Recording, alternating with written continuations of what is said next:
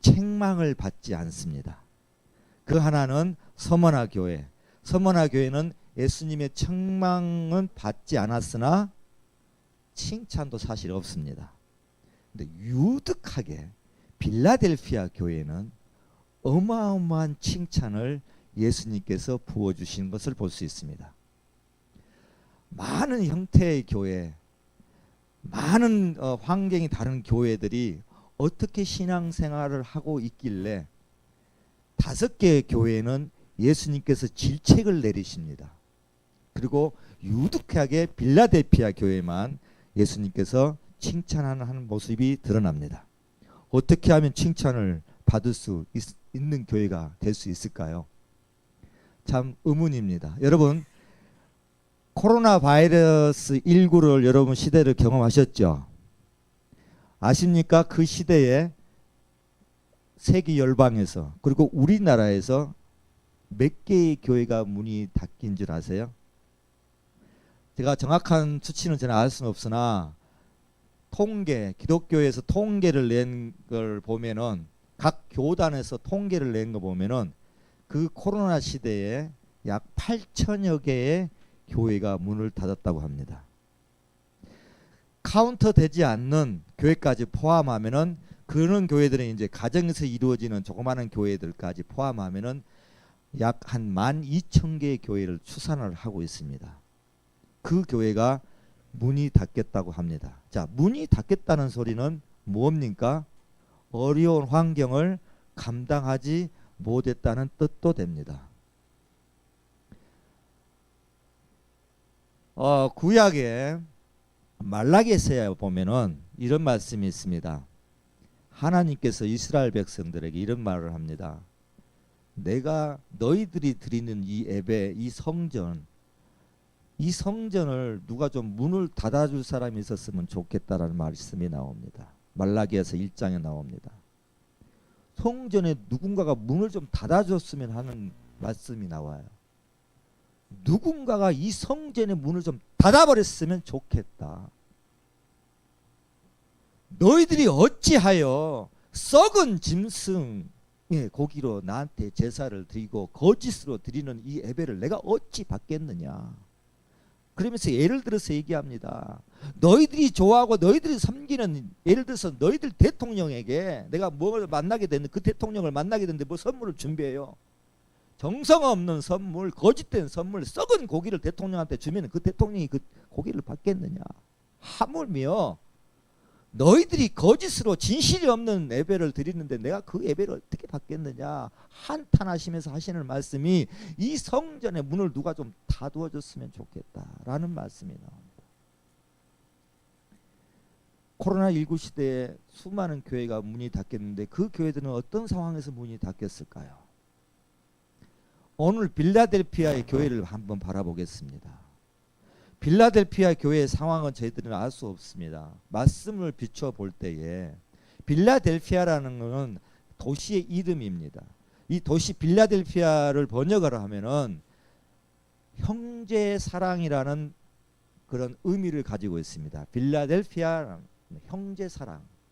그래서 이 한 도시의 이름이 빌라델피아라는 도시가 있는데 지금 현재 2000년이 지난 지금 현재도 그 빌라델피아 교회가 존재하고 있고 약 2000여 명의 성도가 아직도 예배를 드리고 있다는 것을 제가 알고 있습니다. 말씀에 보면은 너희를 성전의 기둥이 되게 해주겠다라는 말씀이 나옵니다. 왜 성전의 기둥이 되게 해주겠다? 이거는 그 상황, 그때의 상황을 말을 하고 있습니다. 그 지역에는 지진이 너무너무 많이 일어나는 곳이었습니다. 시도 때도 없이 지진이 일어납니다. 그러니 그 시대에 콘크리트를 빌딩을 짓습니까? 교회를 짓습니까? 흙담, 돌담으로 교회를 아마 지었을 겁니다. 그러니 조금만 흔들려도 무너지죠. 그런데 예수님께서 너희들을 내가 이 성전의 기둥이 되게 해주겠다고 말합니다. 그래서 그 상황을 말하는 거죠. 빌라델피아 교회, 늘 항상 지진이 일어난 교회. 복구하면 또 무너지고 복구하면 또 무너지는데 여러분 그 교회에 가고 싶겠습니까? 자, 말씀해 보니까 작은 능력으로 너희들은 내 믿음을 지켰다. 그러면은 나머지 교회들은 능력이 많이 있었다는 뜻도 풀이가 됩니다. 근데 너희들은 이렇게 작은 능력을 가지고도 내 믿음을 지켰다. 그리고 똑같이 등장하는 말이 있습니다. 뭔지 아시겠습니까? 예수님께 말씀하시기를 내가 너희의 행위를 아노니. 이 말이 공통적으로 쭉 나옵니다. 모든 교회에 편지하면서 하는 말이 내가 너희의 행위를 보고 내가 너희의 행위를 아노니. 내가 너희의 믿음을 아노니 내가 너희의 믿음을 보았다 말은 없습니다. 뭘 봤다고요? 뭘 봤다? 너희의 행위. 너희의 행위를 보고 5개의 교회를 책망하고 서머나 교회한테는 너희들이 조금 더 죽도록 충성을 좀 해줬으면 좋겠다. 근데 빌라델피아 교회는 어마어마한 축복의 말씀. 이 빌라델피아 교회에 예수님께서 다윗의 키를 들고 등장을 합니다. 다윗의 키를 든 예수 그리스도가 이 은혜교회에 늘 항상 등장하시기를 원합니다. 어떤 행위를 했길래 그 열악한 환경에서 작은 능력이라는 것은요, 교회가 할 수 있는 일이 없다는 뜻입니다. 이 표현의 말씀이 나오는 것은 나머지 교회들은 자기들이 무엇이든 원하고 할 수 있는 일들은 다 할 수 있는 교회들이에요. 즉 너무나 많은 능력을 가지고 있고 할 수 있는, 믿음이 없어도 할 수 있는. 그런데 빌라델피아 교회는 우리의 믿음 갖고는 할 수 없어요. 우리 인간적인 믿음 갖고는 할 수 없는 그런 상황에 하나님께서, 예수님께서 얘기를 합니다. 내가 너희의 무엇을 봤다? 뭐를 봤다? 행위를 아노니. 여러분 믿음의 자녀들, 여러분이 날마다 삶의 현장에서 일어나는 행위들은 어떤 행위들이 많이 일어납니까? 여러분의 안에 믿음이 있는데 그 믿음의 행위가 어떻게 드러나고 있습니까? 행위가 없는 믿음은 죽은 믿음이라고 했습니다. 내가 자신 있게 내 안에 믿음이 있다 말하지만 그 믿음조차도 내 스스로 만들고 키워갈 수 없습니다. 믿음은 하나님께서 주신 은혜요 선물이라고 말씀하십니다. 히브리서에서. 내가 믿음이 있다 하면서 내 믿음의 행위는 어떻게 여러분 일어나고 있습니까? 그 행위를 예수님께서 보시고 날마다 나에게 말합니다. 내가 너희의 행위를 보았노라. 여러분의 가정, 여러분이 섬기고 있는 은혜교회에 예수님께서 그 여러분의 믿음의 행위를 보고 빌라델피아 교회의 축복의 말씀이 이곳에 임하기를 축복합니다. 행위, 믿음이 있지만 행위가 어떻게 일어났길래 이 빌라델피아 교회가 축복을 받았을까요? 여러분, 자녀가 말을 하지 않아도 부모의 뜻을 착착 맞춰서 부모가 원하는 것들을 해준다 하면 부모는 자녀를 향해서 어마어마한 축복을, 야 너는 정말 내 딸이다 내 아들이라 말해줄 수 있습니다. 말하지 않아도, 내가 시키지 않아도 이렇게 어려운 환경에서 너는 이렇게 부모를 향해서 내 마음에 어떻게 합한 자로 이렇게 엄마 아빠를 기쁘게 해주니. 부모는 그 부모는 너무나 기쁘고 그 자녀를 향해서 더 많은 것들을 주려고 아마 노력할 겁니다. 그와 마찬가지였습니다. 하나님께서 이 빌라델피아를 보고 향해서 말합니다. 너희 행위, 그 행위를 보니 내가 너무 기쁘구나. 이 어려운 환경 속에서. 자, 그러면 그 믿음의 행위, 하나님께서 원하시는 믿음의 행위가 무엇일까요? 저는 생각해 봤습니다. 하나님이 가장 기뻐하는 행위가, 믿음의 행위가 뭘까? 그래서 데살로니가 전서에 무슨 말씀이 16장에 무슨 말씀이 있습니까? 항상 뭐하라? 기뻐하라. 또 뭐가 있습니까? 쉬지 말고 기도하라. 또 뭐가 있습니까? 범사에 감사하라. 어디 안에서? 예수 그리스도 안에서. 이게 하나님의 나의 뜻이다. 하나님께서요, 그냥 그 하나님 원하시는 게 있어요. 그냥 좀 너희들이 좀 항상 기뻐하며 좀 살면 좋겠다. 그리고 좀 늘 그 기쁨을 위해서 힘들지만 늘 기도하면서 그 기도하면서 좀 살았으면 좋겠다. 기도라는 것은 나를 의지하라는 뜻이거든요. 나를 의지했으면 좀 좋겠다. 항상 세상에 의지하지 말고. 그 다음에 또 뭐 있어요? 감사했으면 좋겠다. 너희들 한번 뒤를 바라봐라. 감사거리가 얼마나 많은지 봐라. 그래서 항상 감사했으면 좋겠다. 어디 안에서? 예수 그리스도 안에서. 자, 그럼 한번 좀 자세히 한번 봅시다. 항상 기뻐하라. 제가 과거에 여기 웃음치료 강사로 활동을 했었어요. 부산에서 좀 잘 나갔습니다. 저 아내와 같이. 저는 모태신앙, 저희 집안에서 5대째 기독교 집안, 모태신앙으로 자랐습니다. 모태신앙으로 자랐는데, 모태신앙이 원래 나는 못해, 나는 절대 못해, 난 절대 못해, 이게 많이.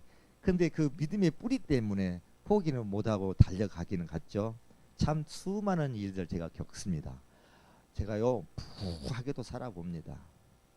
부하게도 살아보고 가난하게도 살아보고 많은 문제를 제가 경험을 합니다.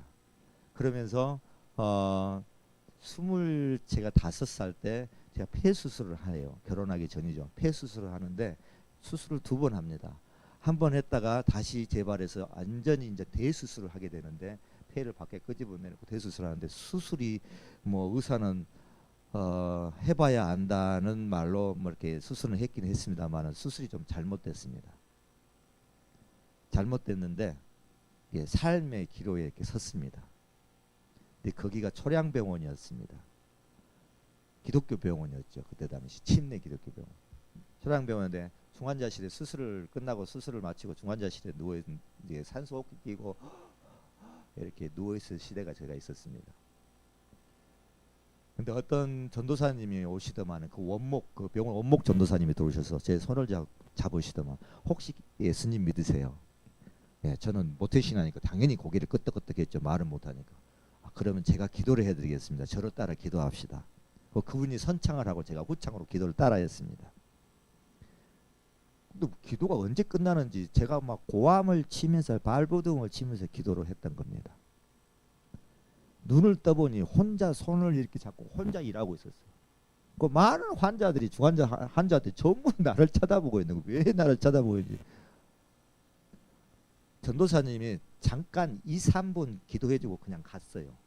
갔는데 나는 그 전도사님의 손을 계속 잡고 이렇게 잡고 혼자서 미친 듯이 기도를 한 겁니다. 성령이 임하신 거예요. 제가 거기서 성령 체험을 합니다. 거기서 성령 체험을 하고 눈을 떴을 때, 기도할 때는 과거의 죄악들이 막 머릿속에서 영화 필름처럼 지나가면서 회개 기도가 어마어마하게 방언으로 막 일어난 거예요. 성령 체험을 거기서 한 후에 눈을 뜨고 제가 처음으로 고백하는 것이, 하나님 저를 살려주십시오. 저를 살려주시면 제 생명 하나님 영광을 위해서 선교사로 살겠습니다. 이렇게 제가 하나님 앞에 고백을 합니다. 그리고 병원에서 퇴원을 하는데요, 의사들도 기적이라 했습니다. 어떻게 이렇게 중환자실에서 일주일 만에 회복이.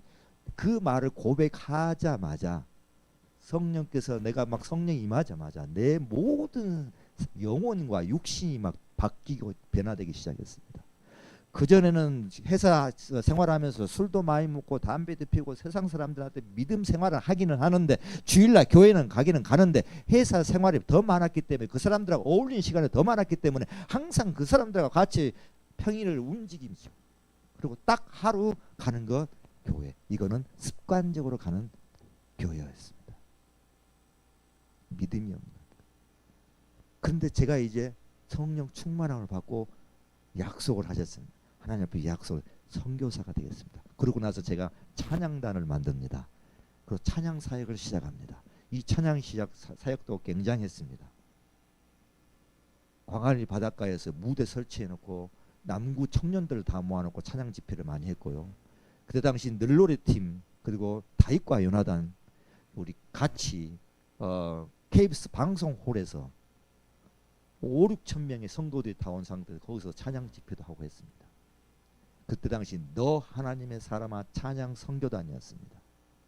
그 선교단을 모집하는데 거기에 자매가 오는데 그 자매가 제 아내였습니다.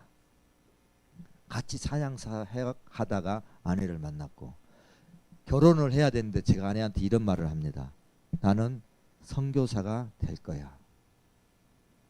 미리서 얘기합니다. 그런데 당신이 나의 아내가 되어서 이 길을 같이 가고자 하면 내가 결혼을 하겠다. 아내가 승낙을 합니다. 그래서 결혼했고 삶을 이루어가죠. 그러면서 가정을 이루면서 아이 자녀들을 이루면서 제 사역이 마무리가 문을 닫습니다. 그리고 이제 선교의 비전을 향해서 선교로 가기 위해서 이제 계획을 잡습니다.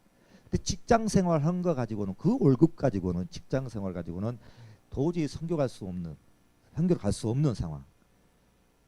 그래서 저는 자비량으로 처음부터 목적을 잡고 자비량 선교를 목적으로 잡고 회사를 그만두고 자영업을 시작합니다. 그것이 이제 컨테이너 운전 사업이었습니다. 그때 당시 컨테이너 운전 사업은 기가 막히게 돈을 막 끌어 모을 수 있는 시대였습니다.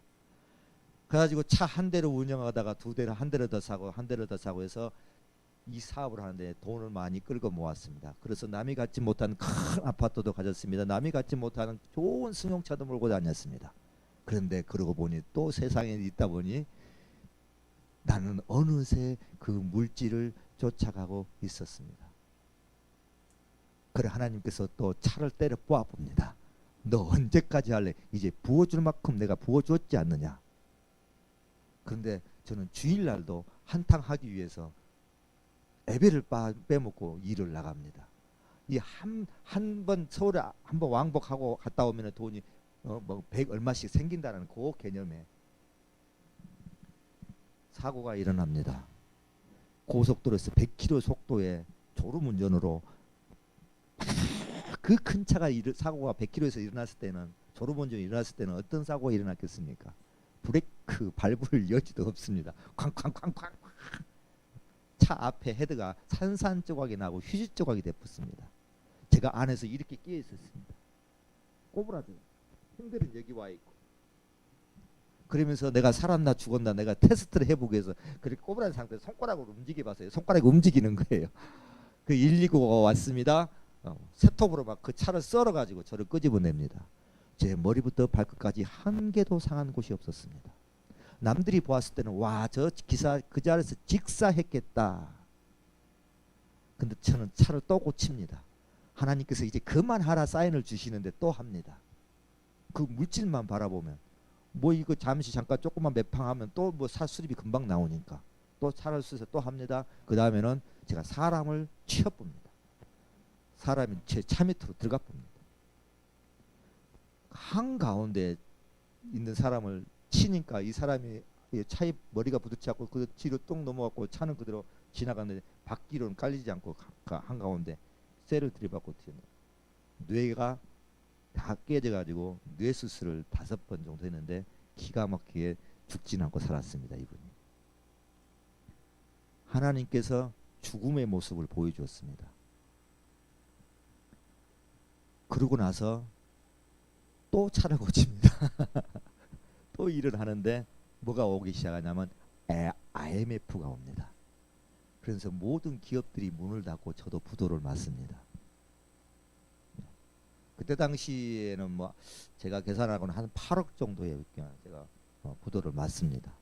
그리고 갚을 능력이 없어서 이제 집이 날아가고 제 자동차도 다 차 앞으로 다 날아갑니다. 그리고 빈손으로 그 큰 집에서 살림 하나 갖고 나오지도 뭐 갖고 나와봐야 갖다 놓을 데가 없었기 때문에 나와서 부모님한테 돈 300만 원을 어머니가 해주고 200만 원을 교인들이 조금 이렇게 도와주셔서 단칸세방으로 가죠. 죽고 싶었습니다. 자살하고 싶었습니다. 노숙자 가고 싶었습니다. 제가 아내가 지금 옆에 없지만 저는 아내를 너무 사랑하고 존경합니다. 그 아내의 성격과 보면은 늘 항상 웃고 긍정적인 저희 아내의 성격. 그래서 서로 둘이 다 좀 비슷한 성격들이 있었어요. 그래서 같은 직업을 항상 같이 했죠. 새빵살이에 들어가서 아내가 간만동에 갔습니다. 거기서 새마을 공고를 가서 새마을 공고장님을 만났습니다. 공고장님, 제가 사업을 해서요 이 새마을 공고의 VIP 고객이 되겠습니다. 이 금고 앞에서 이게 좀 장사 좀 하게 해주세요. 여기서 번 돈은 요거를 다 옮기겠습니다.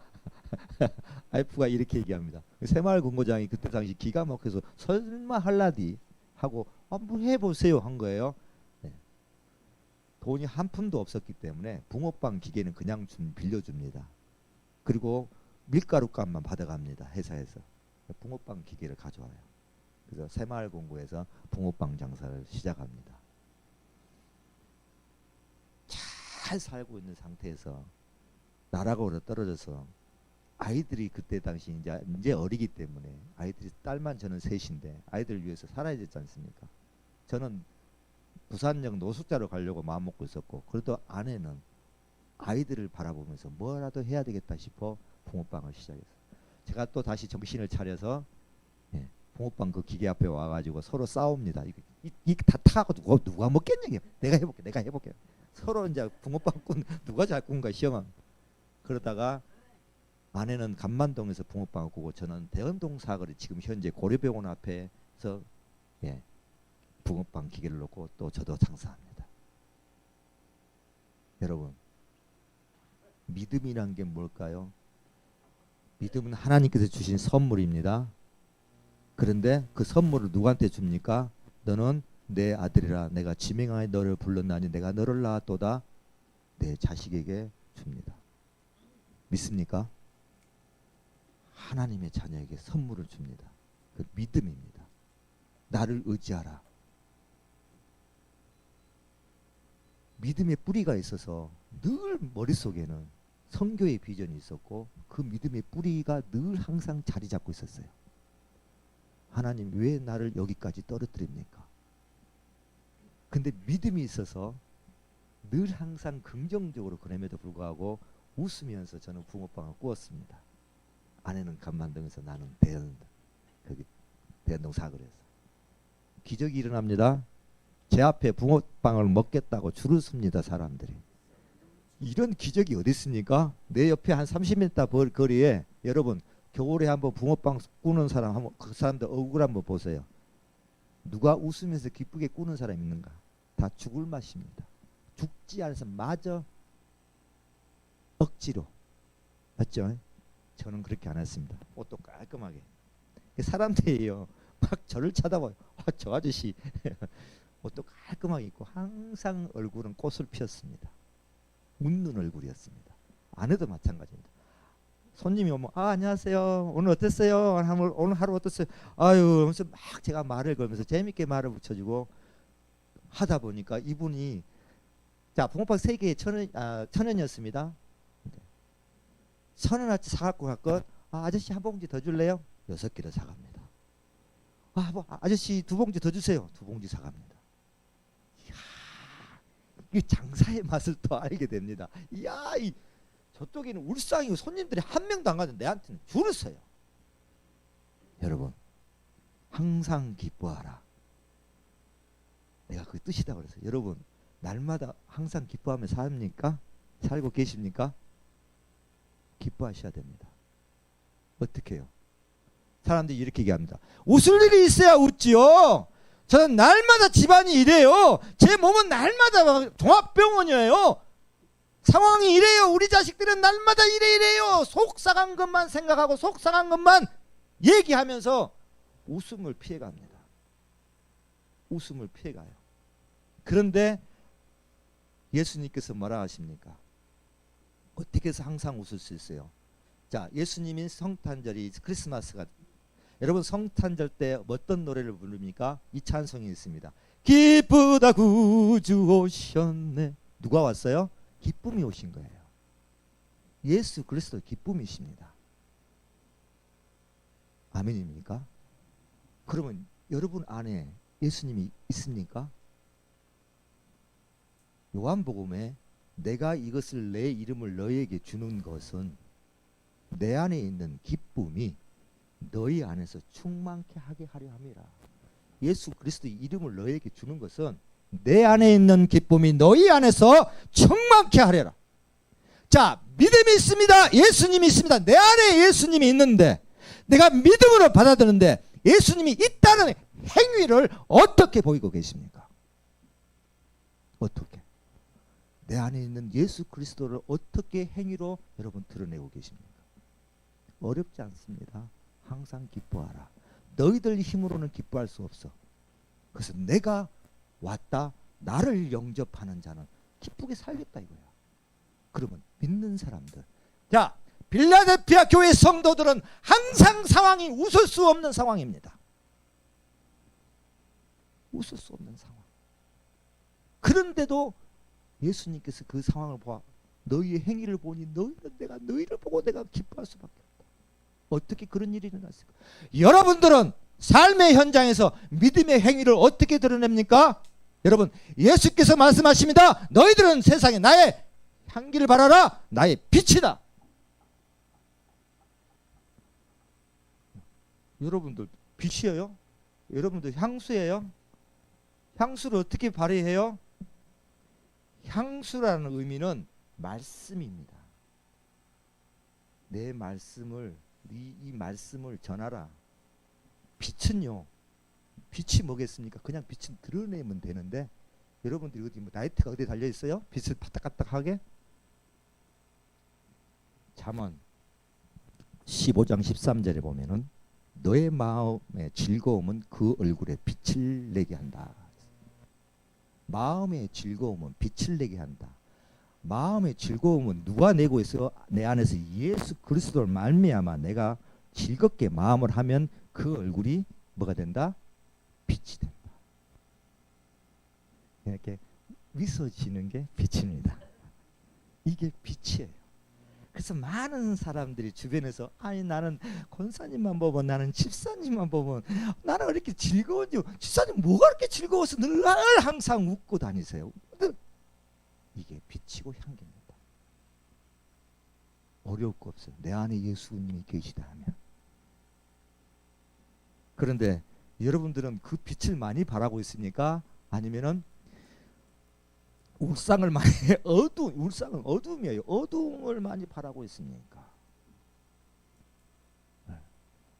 어둠의 자식들은 빛을 보고 찾아옵니다. 전도의 의미는 성경에 이렇게 전도해라고 전도 프로그램이 없습니다. 예수님이 친히 자기의 행위를 보여줍니다. 예수님이 자기가 친히 가지고 있는 예수 그리스도의 그 능력을 보여주고 섬김을 보여주고,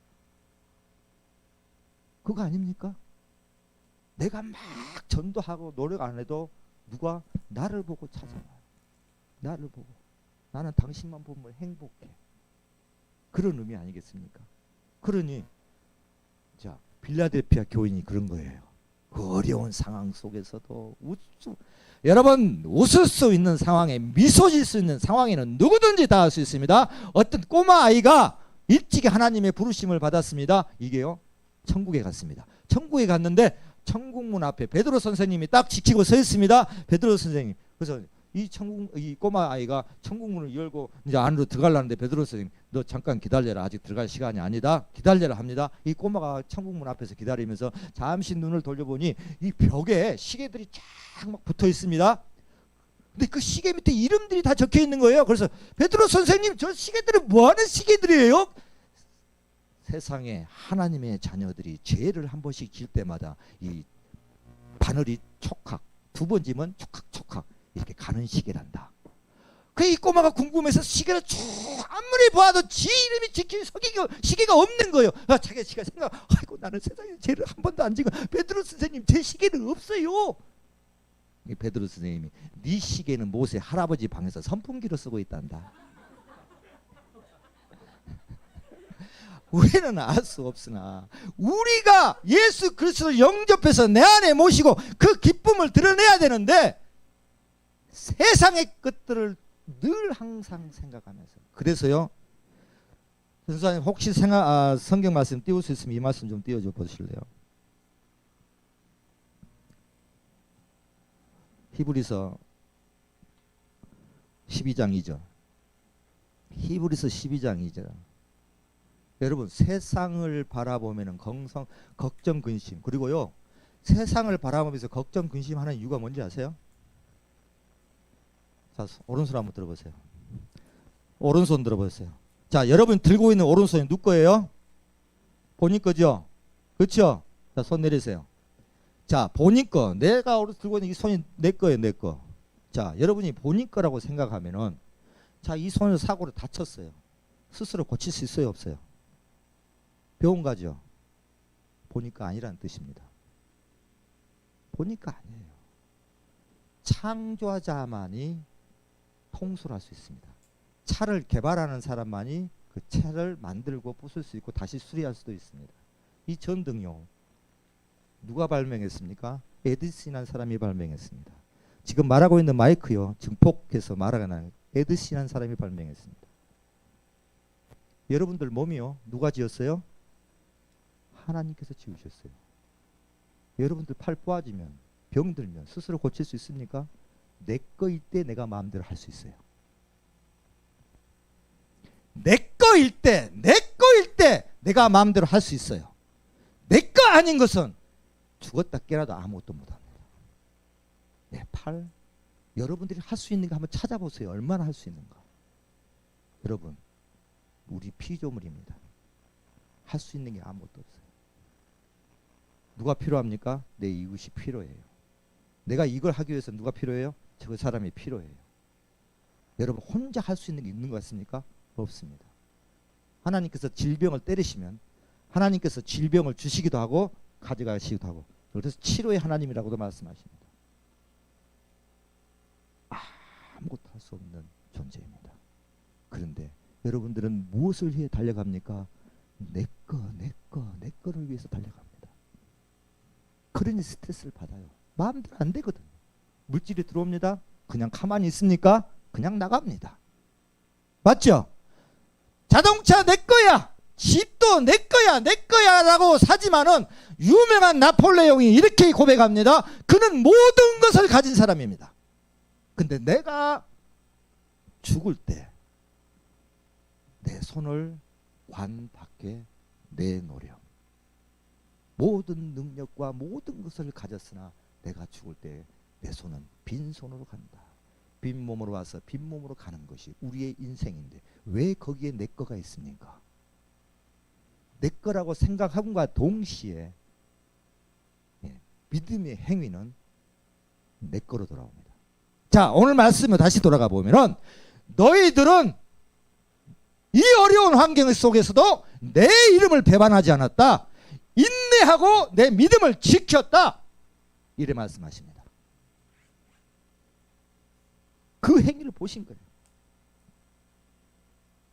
그러면 축복 다음에는 뭐가 따라와요? 아니, 칭찬 다음에는 뭐가 따라와요? 축복이 따라가요. 기둥이 되게 해주겠다. 시험 때에 시험을 면해주겠다. 너희의 이름을 생명책에 내가 기록해주겠다. 이보다 더 큰 축복이 어디 있습니까? 이보다 더 큰 축복이 어디 있어요? 모태신앙, 내가 신앙생활 한다 하면서도 우리는 더 많은 것들, 더 좋은 것들을 치고하기 위해서 어떤 사람들은 큰 교회를 바라보고 큰 교회를 가는 사람도 있습니다. 믿음의 행위가 없는 아무리 큰 교회, 하나님께서 말씀하십니다. 이 성전의 문을 닫아줄 사람이 있으면 좋겠다. 행위가 없는 믿음으로 너희들이 제사를 드리는데 내가 어떻게 받겠느냐. 그런데 이 필라델피아 교회는 그 어려운 환경 속에서도 예수 그리스도의 이름을 배반하지 않고 인내하며 순종한 모습을 보입니다. 그래서 그들이 받은 축복이 뭡니까? 어마어마한, 너는 내가 내 아들이다, 지명이 불렀나니 내가 너를 낳았도다 하면서 너의 이름을 기록하겠다. 기둥에 기록하겠다.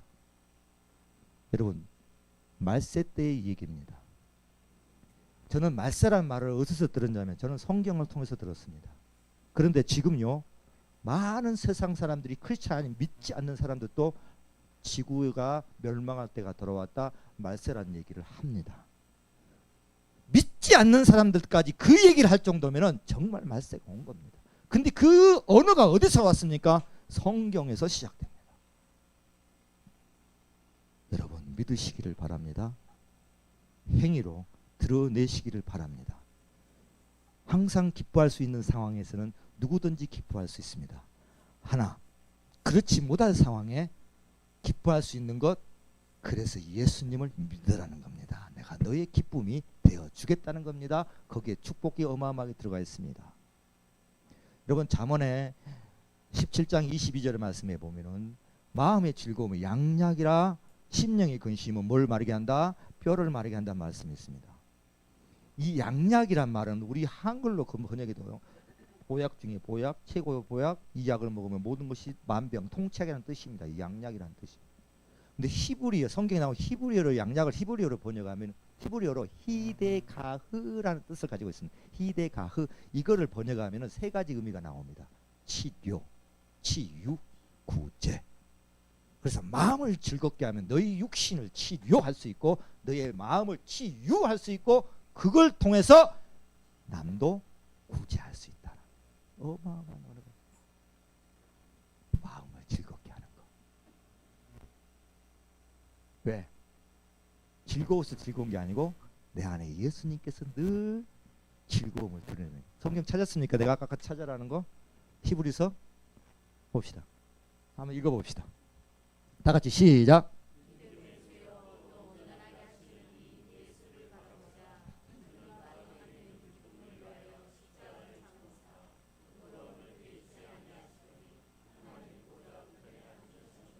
자, 앞부분 다시 보여주세요.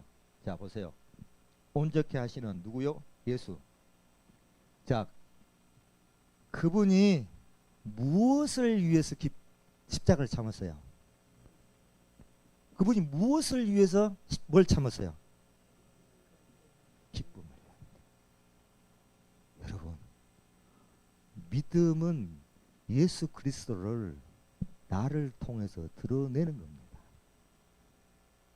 그리고 거기 드러내면 거기에 뭐가 따라와요? 행위가 이렇게 따라 붙습니다.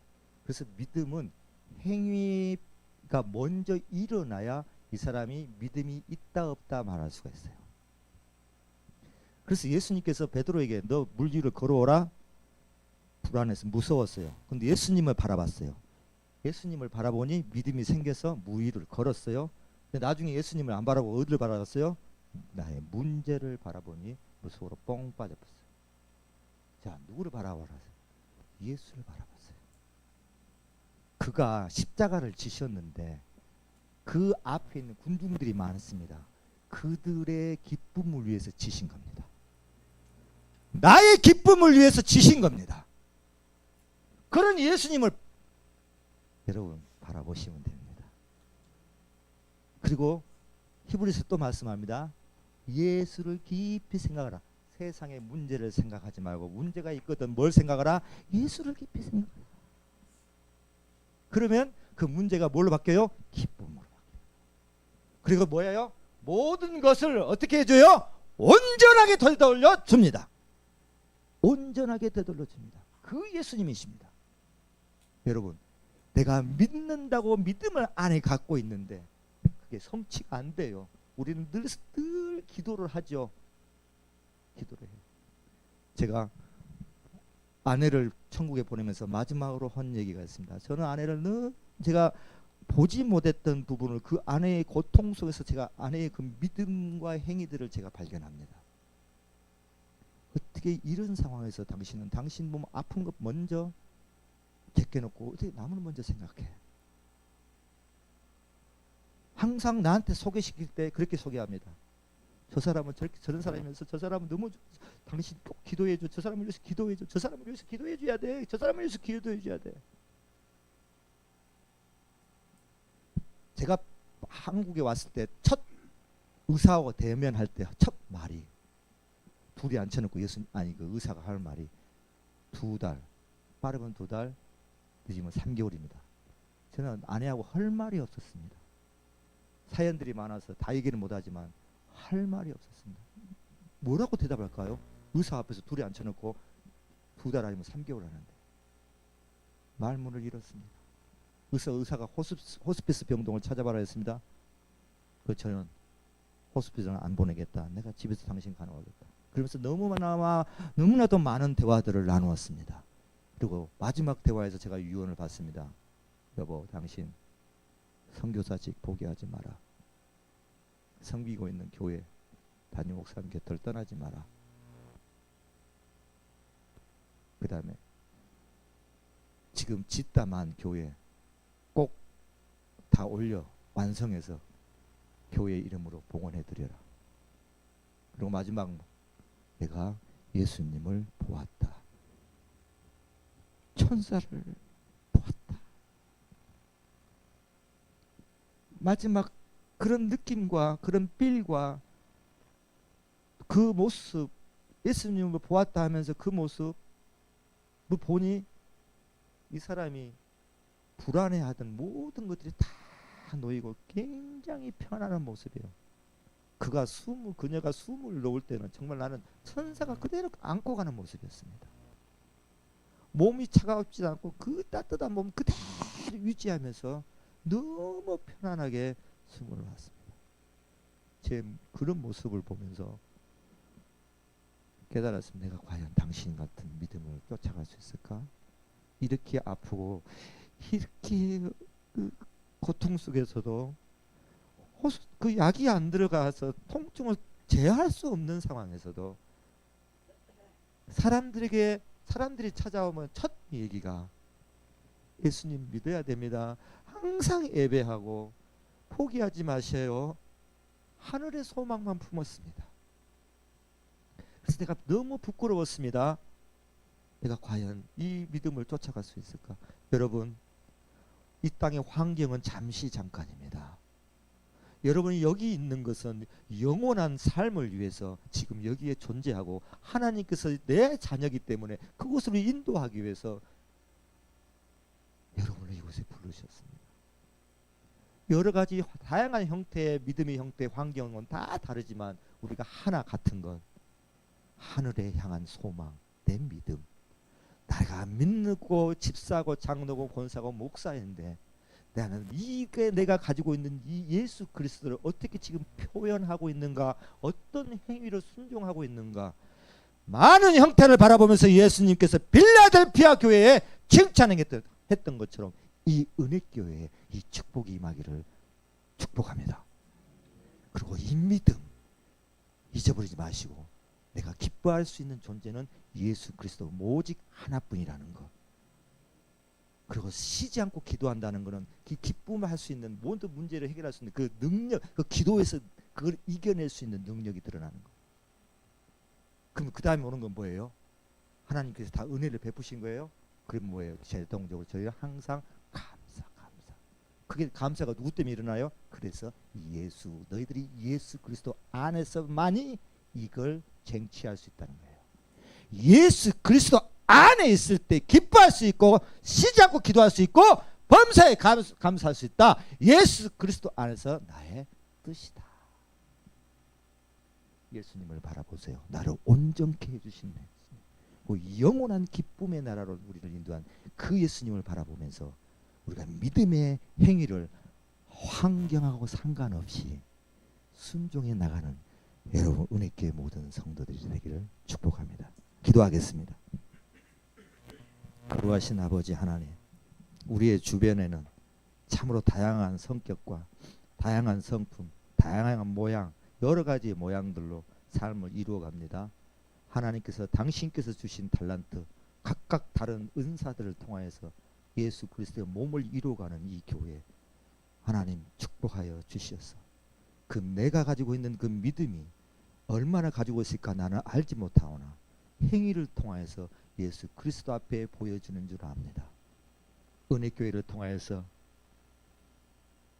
여기에 속해 있는 모든 권속들을 빌라델피아의 교회의 성도들처럼 이 어렵고 마지막 때라고 말하는 이 시대에 예수 그리스도께서 이곳에 다윗의 키를 들고 오셔서 내가 너를 지명하여 불렀고 내가 이 성전의 기둥이 되게 해주겠고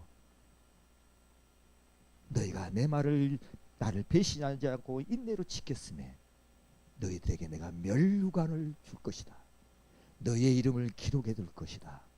시험의 때를 면해 주겠다. 이 축복이 이 은혜교회 위에 또 성도들 가정들 위에 일터 위에 임하기를 간절히 축원하며 이 삶의 행위를 일어날 수 있는 더욱더 담대한 믿음들 허락하여 주실 줄 믿고 감사와 찬양과 영광을 돌리며 예수 그리스도 이름으로 기도합니다.